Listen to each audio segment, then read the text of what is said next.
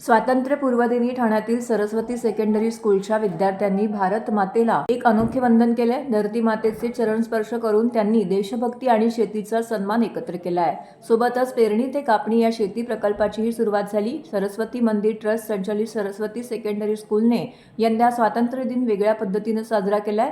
शाळेच्या विद्यार्थ्यांनी थेट शेतात जाऊन मातीला अर्थात धरणी मातेला स्पर्श केला आणि भारत मातेला वंदन केला आहे। देशासाठी प्राण देणाऱ्या सैनिकांसोबतच अन्न देणाऱ्या अन्नदात्याचा सन्मान व्हावा हा यामागील उद्देश आहे।